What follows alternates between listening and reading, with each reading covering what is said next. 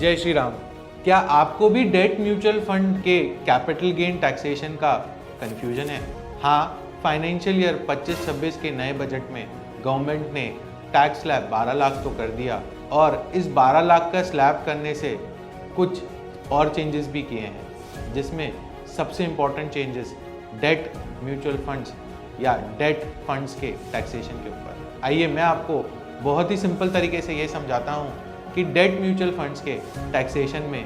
इस financial year 25-26 के budget में क्या चेंजेस हुए। सबसे पहला, अगर आपने कोई भी डेट म्यूचुअल फंड 31 मार्च 2023 को खरीद रखा है और उसको आपने 24 महीने, जी हाँ 24 महीने से कम समय के लिए रखा है, तो उसका टैक्सेशन आपकी स्लैब रेट के हिसाब से होगा। अगर आपने कोई डेट म्यूचुअल फंड 31 मार्च 2023 से पहले खरीद रखा है और आपने उस म्यूचुअल फंड को 24 महीने से ज़्यादा होल्ड किया है, तो उसका taxation 12.5% of the gain amount के हिसाब से होगा, स्लैब रेट से नहीं होगा। अगर आपने कोई डेट म्यूचुअल फंड 31 मार्च 2023 के बाद खरीदा है और उसको आपने 24 महीने से ज़्यादा या 24 महीने से कम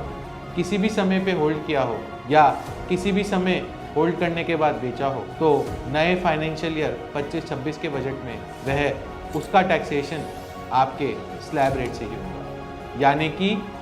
financial year 25-26 onwards long term and short term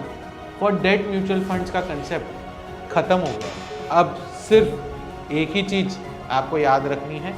कि चाहे आपने 31 मार्च 2023 के बाद कोई भी डेट म्यूचुअल फंड या कोई भी म्यूचुअल फंड प्रोडक्ट जो डेट फंड की कैटेगरी में आता है, अगर आपने उसमें इन्वेस्ट किया है